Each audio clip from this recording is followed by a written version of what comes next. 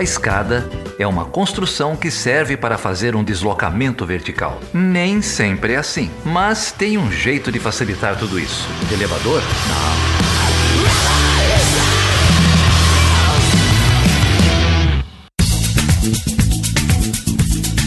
Seja bem-vindo e seja bem-vinda a mais uma edição do Chutando a Escada. O meu nome é Felipe Mendonça. E eu sou o Geraldo Zaran. E hoje o que vai rolar aqui, Geraldo? Vai rolar um papo de um feedback que recebemos, né, Felipe?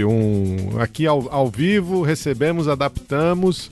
Vamos conversar com a Sofia Vizcarra, professora da Unicinos, lá em Porto Alegre, peruana, que escreveu pra gente pra dizer que a gente tinha feito tudo errado no programa do Peru.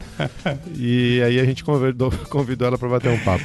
Não foi bem assim, mas o que rolou foi o seguinte. A gente gravou aqui o episódio 188, Crise no Peru, com o Raul Nunes e com o Leandro dos Santos. A Sofia ouviu o episódio e trouxe outras abordagens, outras questões, outras formas de enxergar a mesma crise.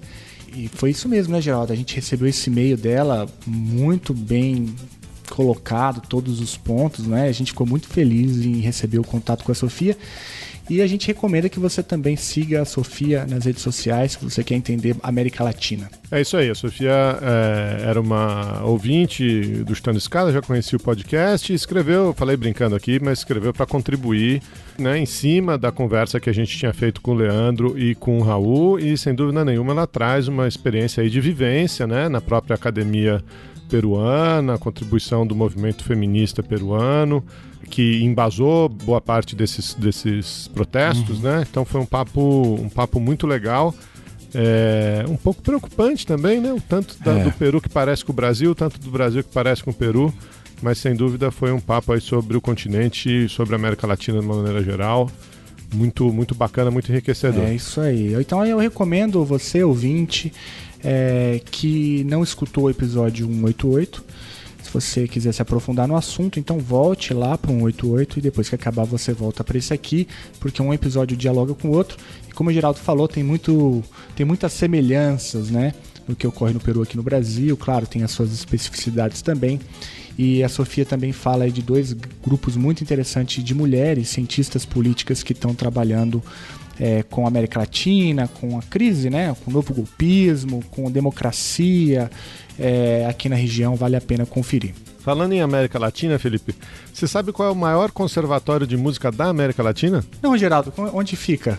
O maior conservatório de música da América Latina é o Conservatório de Tatuí, o conservatório estadual aqui no interior de São Paulo. Eu estou falando isso porque eu tenho relação familiar, né? Meu irmão estudou trombone popular lá no Conservatório de Tatuí. E, como todo órgão de cultura estadual, público, de excelência desse país, adivinha o que está acontecendo com ele? Dória, mais cultura, mais São Paulo, mais crise, vão querer mexer com o conservatório. Pois é, o conservatório está sendo desmontado, né? Houve um edital para que essas famosas organizações sociais, né? Essas OSs, assumissem a gestão do conservatório. Uma organização chamada Sustenidos, Organização Social de Cultura, assumiu a gestão. Eu até fui olhar, parece que é uma organização que tem aí projetos com periferia, levando música para crianças de baixa renda, mas lá no Conservatório de Tatuí eles estão metendo os pés pelas mãos, demitiram 69 colaboradores, reduziram centenas de vagas no Conservatório de Tatuí e no Conservatório de São José do Rio Pardo, acabaram com as atividades do curso de cenografia, acabaram com o curso de choro, né? Cultura brasileira aí. E é isso, né? Você chama OS, organização social, mas na hora de assumir a gestão, esse absurdo. Então, a gente está participando aí de um movimento, não ao desmonte do Conservatório de Tatuí. Deixei aí já nas minhas redes sociais, vou colocar aqui na descrição desse episódio. Quem gostar de música, né?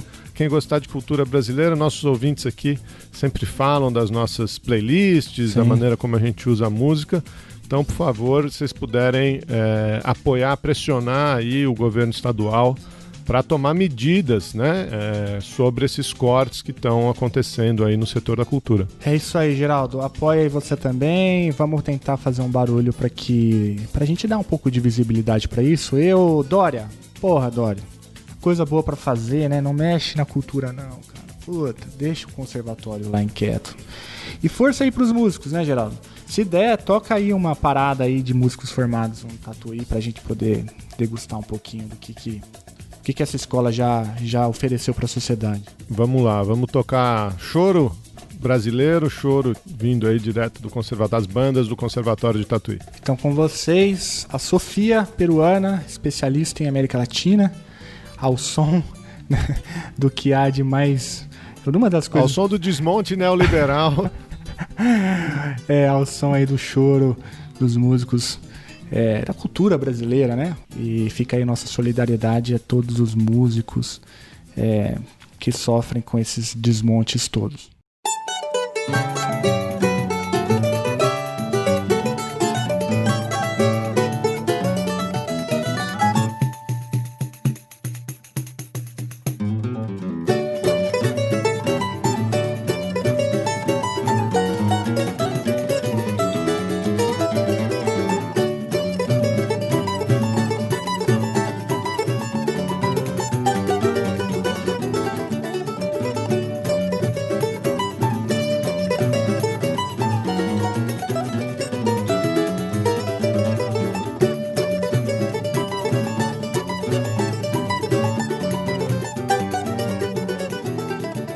Felipe, estamos aqui de volta e é um prazer enorme receber a Sofia Vizcarra. Sofia é professora da Unicinos, professora de Relações Internacionais da Unicinos, no Rio Grande do Sul, doutora em Sociologia e já saiu dando uma bronca na gente, né? Conhecemos a Sofia tomando bronca, não foi isso? Se toda bronca fosse assim, hein, Geraldo? Que bom que... Sofia, prazer ter você aqui. Obrigado por topar conversar com a gente. Muito obrigada pelo convite. Boa noite, Geraldo. Boa noite, Felipe. Assim, né, na mesma tradição francesa da crítica construtiva, né? A gente vai, porque a gente sabe que do outro lado tem também com quem debater. A gente está brincando aqui, mas essa história foi assim. A gente fez um episódio há um pouco menos de um mês sobre a crise política no Peru. A Sofia é peruana, ouviu o episódio e aí escreveu fazendo alguns apontamentos para a gente, né? Falando um pouco da diversidade dos convidados, que a gente naquela conversa tinha se focado muito no lado institucional da crise, né? E é verdade, mas que tinham alguns outros apontamentos sobre os próprios grupos que estavam se manifestando, o papel das mulheres. E foi um comentário tão bom e tão construtivo que a gente disse assim, olha, não pode deixar de conversar com a Sofia, de apresentar a Sofia para o nosso público. Então, é um prazer enorme ter você aqui para continuar essa conversa, né? Vamos continuar a conversa sobre a situação no Peru, mas explica pra gente como é que você parou no Brasil, você está aí no Rio Grande do Sul, como é que você veio parar aqui, Sofia? Então, eu sou agora professora na Unicinos desde esse ano. Eu me formei na França em uma coisa que chama Estudos Ibero-Americanos, mas que aqui foi reconhecido como Relações Internacionais. Então, eu sou internacionalista e já tinha feito um intercâmbio em 2008 na UNB, mas eu cheguei aqui por razões do coração. Eu conheci meu marido aqui no Brasil, mesmo se ele é peruano. Então a gente é um casal peruano, de professores peruanos, mas a gente se conheceu aqui no Brasil. E aí eu vim, basicamente, fiz um sanduíche aqui na USP e depois a gente terminou aqui no Rio Grande do Sul. Então já faz quase 3 anos que estamos aqui. Eu fiz o pós-doc na URGS e agora estou na Unicinos. Estou bem feliz de estar lá. Não há fronteiras pro amor, né, Geraldo? E que bom saber que esse país ainda trata bem alguns imigrantes, né? Não trata bem todos. A gente está vendo muito isso também. A gente está com um projeto com migrantes venezuelanos e não está fácil. Até por conta, né, eu sou peruano, então a gente também se comunica bem com os migrantes e a gente está no meio de uma crise migratória com a Venezuela, e a gente organizou um projeto no marco do programa Oportunidades com a Organização Internacional das Migrações, e a gente está nesse momento fazendo programas de mentorias com elas. Então a gente está vendo que realmente, se 2020 ficou ruim para nós, para as migrantes ficou muito, muito difícil. E a gente está tentando ali contribuir um pouco, né? Mas tá bem difícil a situação para eles em geral, para as comunidades migrantes aqui. Muito legal o teu trabalho, Sofia. A gente espera aí que o objeto eu não queria que tivesse vida longa, né? Mas que bom que a gente tem pesquisadores capacitados como você trabalhando com o tema. Alguns, inclusive, já até passaram aqui nesse podcast, que trabalham também com o tema.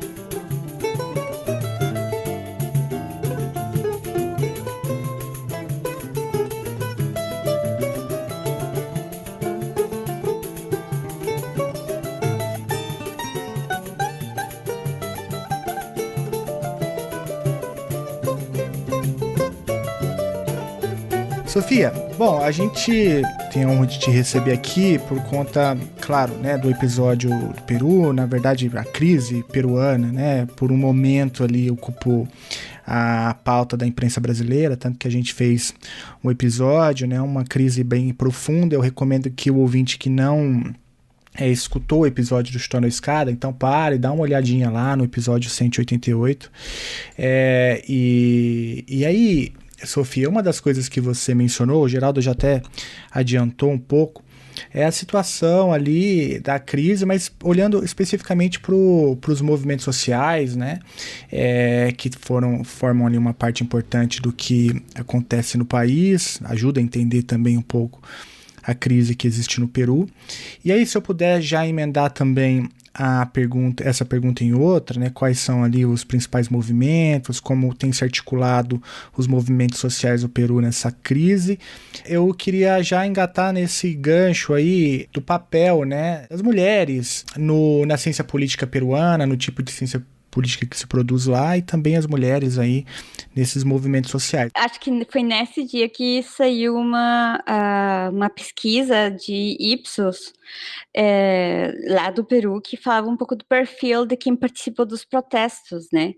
E o perfil correspondia principalmente para quem saiu na rua, eram mulheres jovens de menos de 24 anos. E aí a gente vê que as mulheres estavam se politizando, mas é particular porque essa politização no Peru, e já não é de agora, né? De faz alguns anos, tá passando muito pela rua. O Peru a gente tá com medo de chegar o Natal agora e ter que voltar a sair na rua, mesmo que seja simbolicamente. Eu que não consigo sair aqui, né? Mas porque nos últimos 3 anos sempre tem tido alguma coisa, alguma reviravolta política que o pessoal tem saído protestar.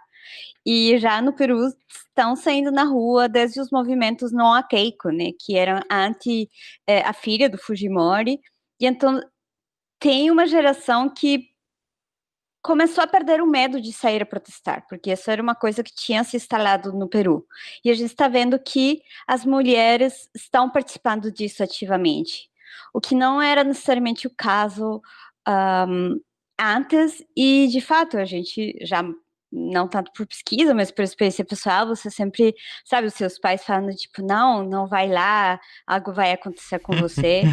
E lamentavelmente nessas protestas algumas coisas aconteceram, algumas coisas não, crimes e violações dos direitos humanos aconteceram, mas também teve muita organização das mulheres, teve uma brigada feminista de desativação de bombas lacrimogêneas, e então o movimento feminista também se articulou aos protestos de rua. E do outro lado, né, já passando para outra parte da sua pergunta, tem também um maior protagonismo das mulheres no estudo do que está acontecendo no Peru. E é muito engraçado porque esse governo, de facto, que se instalou, foi apontado como um governo daqueles homens brancos de meia idade, de classe alta, e justamente essa homogeneidade do pensamento, né?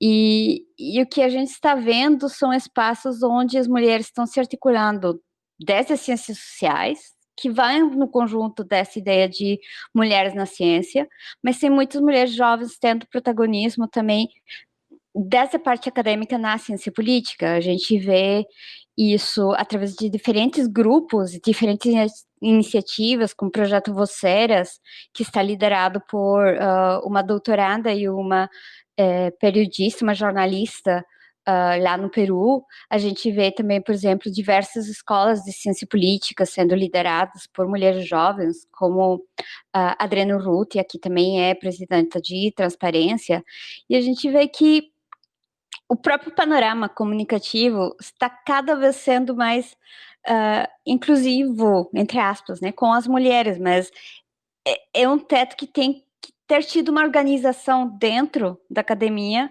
para conseguir quebrar esses espaços. Não tem sido algo natural. A gente vê que, por exemplo, as últimas estatísticas de colunas de opinião nos principais jornais do Peru, ainda 5 de 7 dias tem só colunistas homens, por exemplo. Então, não é uma coisa tão natural. Eu acho que aqui no Brasil a tendência é menos marcada, mas ao mesmo tempo é um território muito maior, né? A gente somos 30 milhões, então dá para perceber muito mais rapidamente essas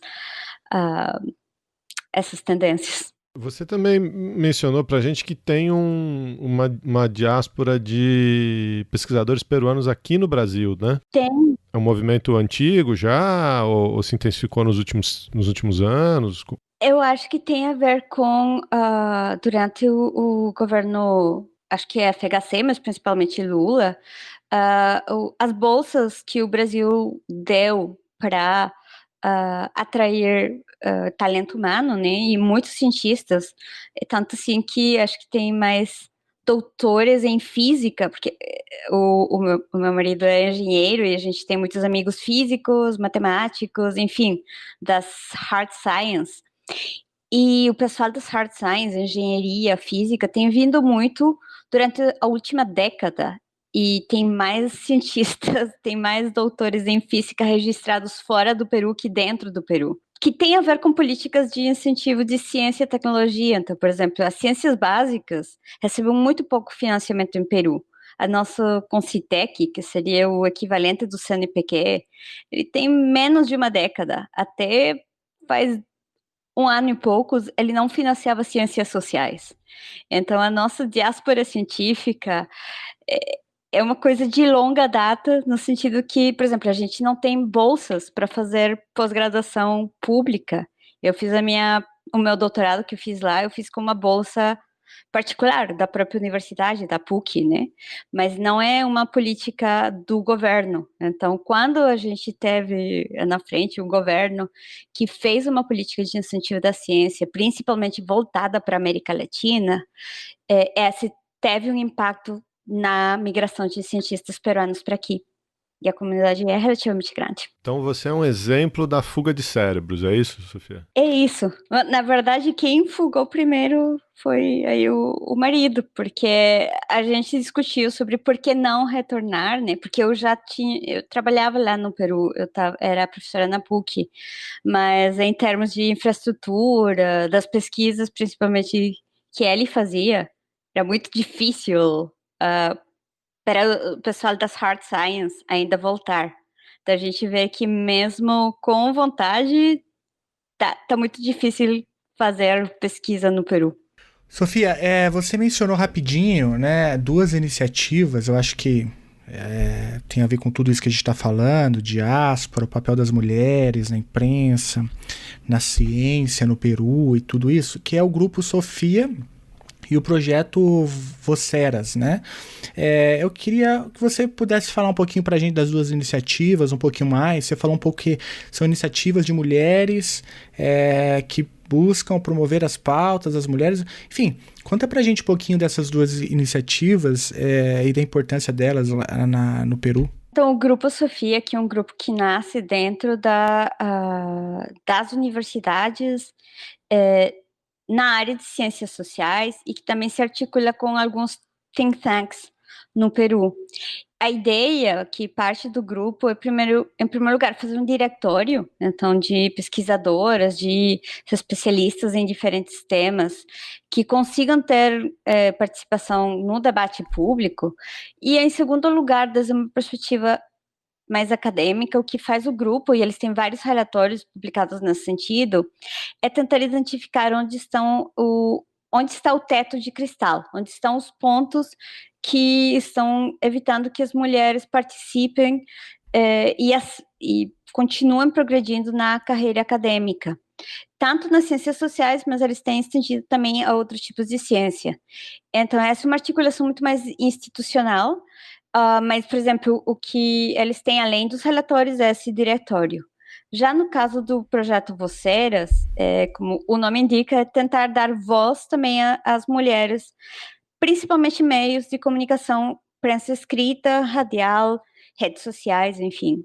Então, a ideia é que, justamente, o outro dia que estava em uma reunião deles, eles falavam, os homens, eles chegam sozinhos, né? Eles já se candidateiam, se voluntariam para escrever uma coluna, para participar de uma entrevista. E as mulheres, elas às vezes têm mais receio, ou também tem configurações familiares que, logicamente, fazem com que seja mais difícil, e elas não têm necessariamente essa iniciativa. Então, é um projeto que procura também identificar quais poderiam ser esses possíveis problemas e possíveis soluções para incentivar a emergência de novas vozes no debate público. Então, são dois projetos interessantíssimos, importantíssimos, né, necessários. E é isso que você mencionou, né? Os homens chegam sozinhos e as mulheres enfrentam obstáculos demais, né?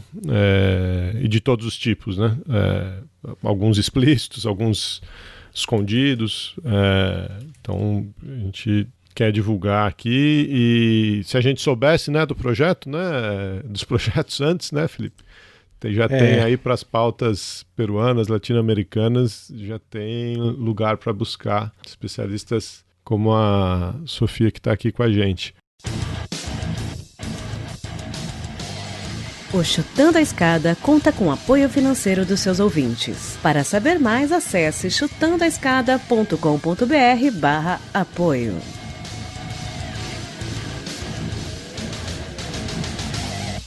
Você mencionou aqui a geração do bicentenário que tem saído às ruas, mas você mencionou... Eu achei curioso o que você falou, assim, né? Os pais ficam preocupados, falam para as pessoas não irem para as ruas e tal, porque pode acontecer alguma coisa. Na verdade, você mesmo falou, aconteceram crimes e violações grosseiras aos direitos humanos, né? E eu queria que você falasse um pouco disso, que é um pouco do seu objeto de pesquisa, né? Como é que é essa prática da violência da polícia, das forças oficiais no Peru, né? O que papel ela teve nessa crise que a gente viu talvez se encerrar ou se estabilizar agora, mas o que você tem visto aí nesse tema, né?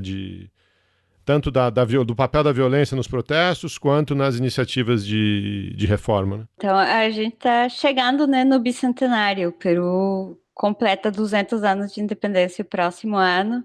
E a pergunta que tá todo mundo se fazendo é, bom, com qual país a gente chega ao bicentenário?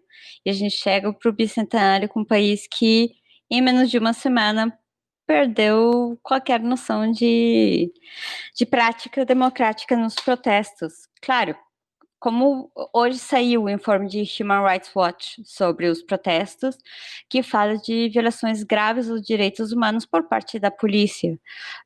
Mas eles também falam que foram focalizados em alguns pontos, o que, assim, que não sejam sistemáticos em todas as cidades, não significa que elas não existem, que elas não sejam graves. Mas isso talvez surpreendeu principalmente os mais jovens, porque a gente teve um período muito violento, muito de confronto sério do conflito armado interno, da época do Sendero Luminoso, onde muitas liberdades foram perdidas, onde o estado de exceção foi a regra, né? E eu estudo uma zona de produção de coca, que está faz 30 anos em estado de emergência. Então, não é uma coisa que não exista em outros lugares do Peru. Mas o estado de emergência continuado e esse momento de exceção na capital, né, em Lima, foi sim um momento em que muitas pessoas se perceberam o que já parecia ser uma praxe em outros lugares, que é a violência policial na contenção de protestos sociais. Então, não é a primeira morte em protestos sociais. A Defensoria do Povo, que é o Ombudsman, lá no Peru, faz uma contagem de conflitos sociais e de mortos em conflitos sociais. E não temos tido nenhum presidente, incluindo o presidente de facto de uma semana, que não tenha tido pelo menos um morto em protestos sociais. Então, a gente vê que uma prática, mas uma violência que é um pouco diferente da violência policial brasileira, porque aqui a gente vê uma polícia que ostensivamente mostra violência. É uso de arma pesada, é um tipo de protocolo de abordagem relativamente violento. A primeira vez que eu vi uma abordagem policial, eu fiquei muito assustada. Eu não estava acostumada a essa forma de abordagem policial. Agora, a polícia peruana, ela é menos violenta nos seus protocolos de abordagem cotidiana, não tem essa praxe, por exemplo, de entrar e tomar um território, mas no momento de protestos sociais já tinha sido anunciado que eles saíam por fora dos protocolos usando armas não autorizadas, que foi o que aconteceu, disparando para o rosto, as partes superiores do corpo. Então, entrando uma série de práticas que não são condizentes com o respeito dos direitos humanos. Então, o que alguns estavam reflexionando era que quando a gente saiu da ditadura de Fujimori, teve uma reforma profunda das Forças Armadas, né, que tinham assinado a ata de sujeição à ditadura Fujimori. Mas a polícia, ela não passou por essa reforma porque ela não tinha estado na primeira linha de cumplicidade com o regime Fujimori. Claro, tinha tido alguns gerais que estavam diretamente implicados, tinha tido essa ideia de os maus elementos. Mas agora a discussão é que a polícia precisa de uma reforma sistêmica, né? Só que, assim, acho que o episódio que vocês gravaram faz menos de um mês e hoje, nós já tivemos 3 ministros do interior. Só para ver o estado que estão as coisas. E o tema da reforma policial está no centro dessa nova instabilidade. É uma crise profunda, né? E interminável. Tá certo que no Brasil a gente não pode falar muito também, né, Geraldo? Que a gente também a nossa crise também é profunda e interminável. Desses ministros do interior, né? Essas trocas porque eles não conseguem se manter no cargo, não tem É que aconteceu o seguinte, então, o novo gabinete, né, com o presidente Sagasti, que é o presidente atual de transição, ele nomeou o ministro que decidiu nomear um novo chefe da polícia. Só que as regras na polícia peruana, eu não sei aí se funciona igual aqui no Brasil, mas lá é se você nomeia um oficial mais jovem, todos os oficiais mais velhos que ele passam a ser aposentados, de fato. Nossa. E a gente tem 50 generais, né? Ele foi para o número 18. Então, 17 foram aposentados, de fato, incluindo o comandante-geral da polícia, que acaba de se reincorporar a funções por Covid. Porque ele tinha tido Covid, estava um mês no hospital e ele voltou 2 dias depois das manifestações. Então, isso foi muito criticado dentro da polícia e foi uma bandeira de o novo governo não está respeitando a institucionalidade. Claro, nessa lista de generais também tem vários, tem pelo menos uns 6 ou 7 investigados por corrupção, porque durante a pandemia, teve problemas de corrupção por compras de material de equipamento de proteção na polícia. Então já tinha isso. Tinha também os problemas de violência policial e foi tudo somando. O que teve dentro desse tema é que as forças políticas que já tinham promovido o golpe começaram a questionar o ministro, né, a dizer que ele não estava respeitando a polícia, e eles começaram a defender os policiais. Terminou que o dia antes do voto de investidura, porque no Peru temos o voto de investidura, que é o mecanismo que depois permite dissolver o Congresso. Então, nesse dia, o ministro decidiu renunciar, para justamente não comprometer o voto de confiança no gabinete, no novo gabinete. E eles nomearam, então voltaram o de sempre, que é a tradição de ter um policial como ministro do interior. Então, a gente tem tido isso durante quase todo o governo Vizcarra, o que fala da precariedade do controle civil no Ministério do Interior. Mas então a gente voltou para um policial e ele foi questionar a legitimidade das marchas, a falar que tinha tido incitação à violência por parte dos manifestantes, foi declarar isso no Congresso e foi questionar a decisão do presidente de ter aposentado os 18 generais. E no dia seguinte, a primeira-ministra pediu a renúncia dele, porque ele estava questionando o próprio presidente que tinha nomeado ele. E agora estamos no terceiro ministro, que é alguém que é de confiança do presidente, mas que nunca tem trabalhado no setor interior, né? Esse é o panorama atual. Que coisa interessante, hein? Eu tô fascinado. Fascinado. Tô fascinado como... A gente acha que gente sem noção tem só aqui, né? É um fenômeno global, né? É um fenômeno global.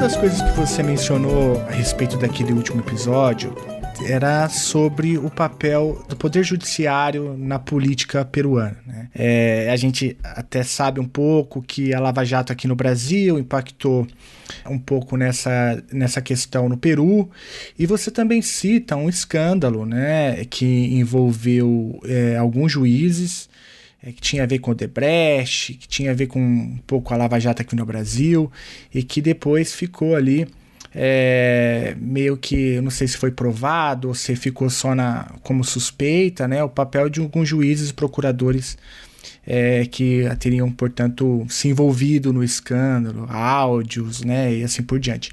A pergunta é um pouco essa, assim, o que rolou, o que é esse caso Lava Juiz, e como que isso, como que a Lava Jato brasileira ajuda a entender um pouco esse processo de judicialização da política peruana? A gente está em um processo de longa data de judicialização da política, né? A gente não tem nenhum presidente que não esteja, na atualidade, investigado ou condenado por corrupção, e alguns por crimes de lesa humanidade. Então, a gente viu que mesmo a alternância não garante nada. Então, meio que o peruano está muito desapontado dos seus políticos, mas... E a Lava Jato, né, que começou em 2014, terminou por confirmar aquelas suspeitas de que o governo Mala também estava potencialmente envolvido, né, porque eles ainda não foram julgados, né. Aqui a celeridade do julgamento é uma coisa que os peruanos não entendem, né. Como assim ele já está condenado? A gente ainda está na fase preparatória. Pois é. São coisas Tem bem muita gente no Brasil que também não entende isso, viu, Sofia?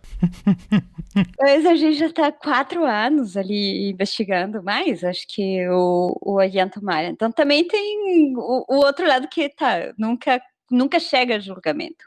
Mas o que aconteceu no meio foi um outro caso que terminou sendo chamado de Lava Juiz, né? Porque todo grande escândalo agora está associado à Lava Jato. Mas então, era uma pesquisa de crime organizado, era uma pesquisa por tráfico, que revelou um esquema de corrupção envolvendo os juízes supremos e o fiscal, que seria o chefe do Ministério Público peruano, que né, naquela época era Chávarri. Esses 5 anos parecem 5 décadas.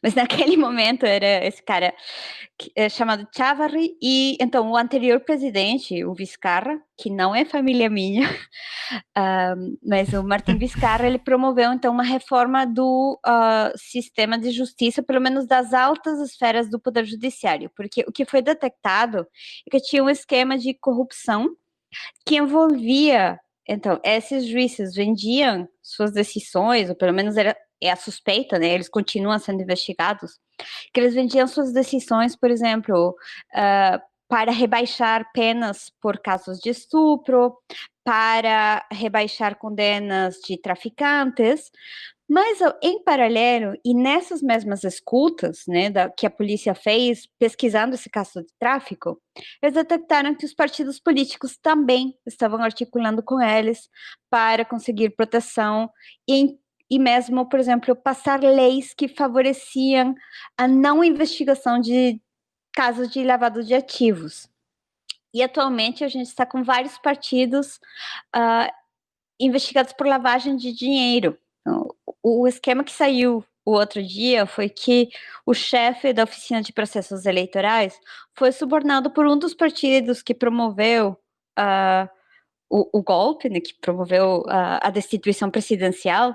É um partido que se inscreveu a partir do suborno ao chefe da oficina de processos eleitorais. Então, assim, a gente tem uma arena política que está altamente vinculada a diversos setores econômicos ilegais. Então, a gente tem dinheiro do tráfico, a gente tem dinheiro vinculado, ou interesses vinculados à mineração ilegal, à exploração ilegal de madeira e a muitas outras economias ilegais que estão presentes no Congresso. Então, uma dessas são as universidades privadas que foram fechadas após a reforma universitária. A gente teve uma reforma universitária faz pouco tempo, faz uns 5 anos, né, que terminou com um processo de licenciamento que fechou várias universidades.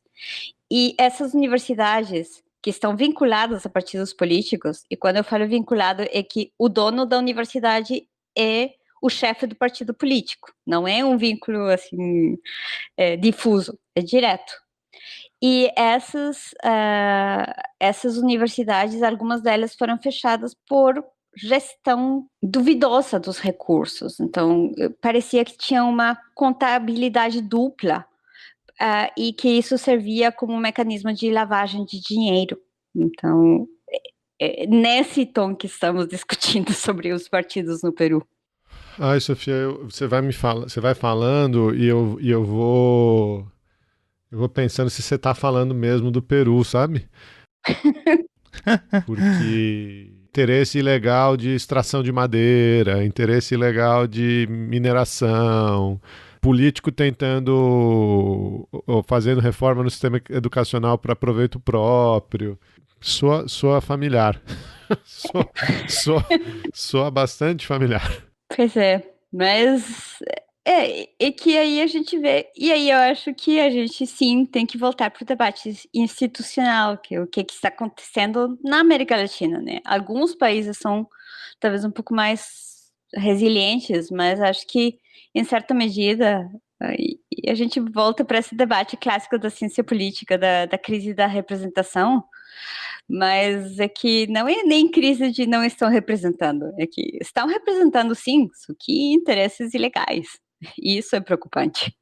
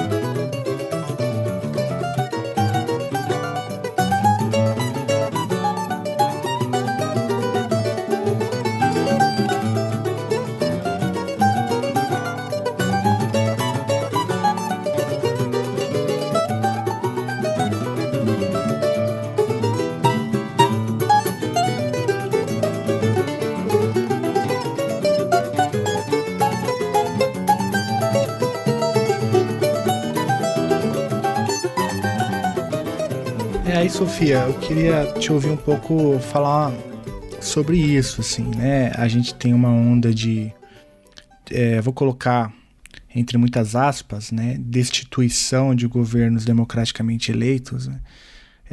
Não só no Brasil, mas enfim, vários países aqui da América Latina. Alguns autores já começam a chamar isso, né, de um neogolpismo latino-americano, alguma coisa assim, né? O conceito, é claro, não é preciso, ninguém sabe exatamente como defini-lo, até porque as destituições têm naturezas distintas, né? Algumas acontecem a partir do judiciário, outras do legislativo, outras por pressão popular. Mas qual que é a tua leitura, então, um pouco dessas destituições presidenciais que aconteceram na América Latina nos últimos anos? É engraçado, eu com os colegas na França, a gente está trabalhando, a gente tava no meio de tudo que estava acontecendo no Peru e a gente estava tentando fechar um artigo que comparava a Nicarágua, o Paraguai e o Brasil. Nessa linha de destituição presidenciais. Eu falei para o meu colega, o Damian, eu acho que o Peru serve como caso teste para o mecanismo que a gente está tentando formular. Claro, eles são os comparativistas, né? Mas a gente estava nessa discussão de, o que é que está acontecendo na América Latina?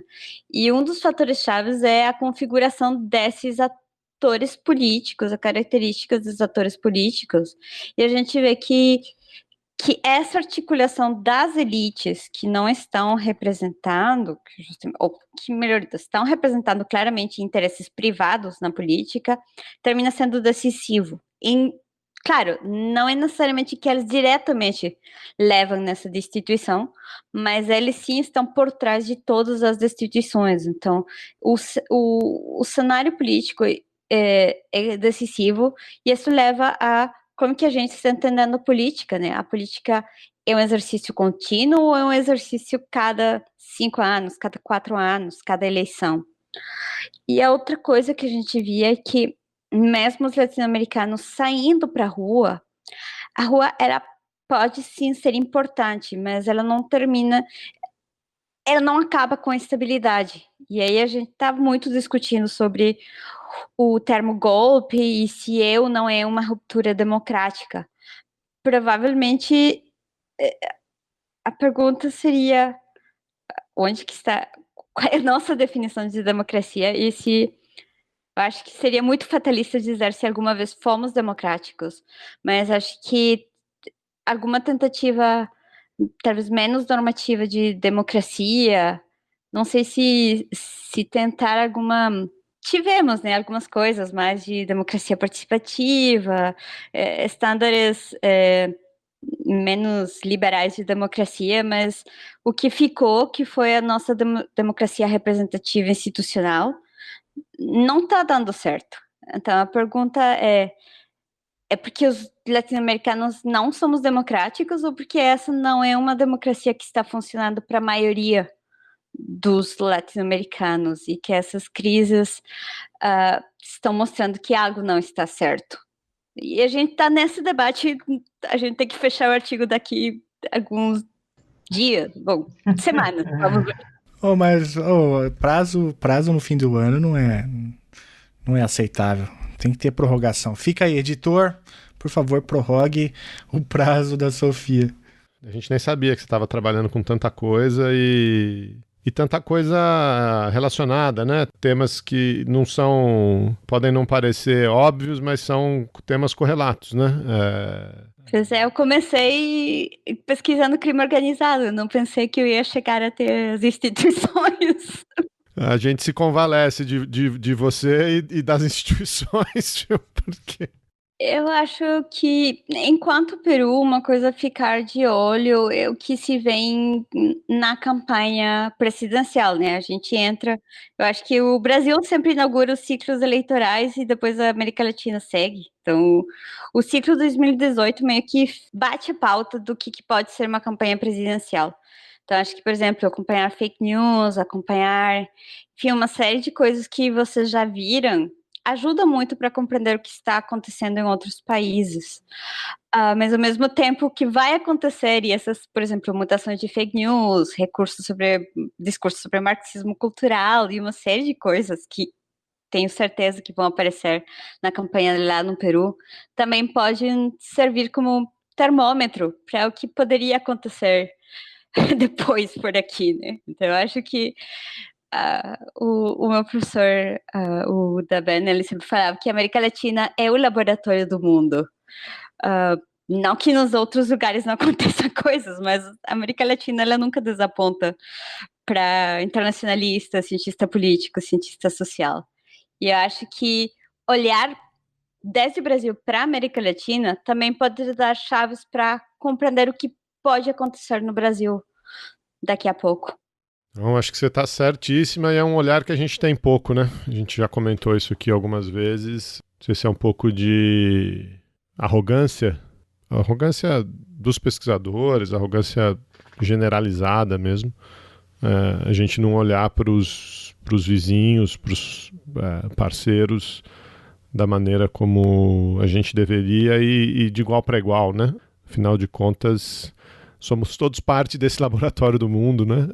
Fomos todos colonizados, temos todos uma herança colonial, uma herança de exploração, ainda que com as suas especificidades, uma herança conjunta, né? Mútua. Exatamente, concordo plenamente. Sofia, olha, eu queria agradecer demais a sua disposição em conversar com a gente, em falar um pouco com a gente sobre a sua pesquisa, né? A gente te conheceu há pouco tempo, mas a gente já virou fã, né, do seu trabalho, então a gente vai deixar aí para os ouvintes os links aí das redes sociais da Sofia para você fazer contato, se você quiser se aprofundar no tema, eu tenho certeza que a Sofia vai ajudar bastante. Também vamos deixar aí, Geraldo, na descrição o link para o Grupo Sofia, que o nome não tem nada a ver com a Sofia, mas é só uma coincidência. Mas o Grupo Sofia e o projeto Voceiras, né, que a gente vai deixar aí também, para se você, ali tem muitos nomes, muitas pesquisadoras ali. Eu dei uma boa olhada nos sites, né, dá para conhecer muita gente boa ali também, que está pensando não só o Peru, mas a América Latina.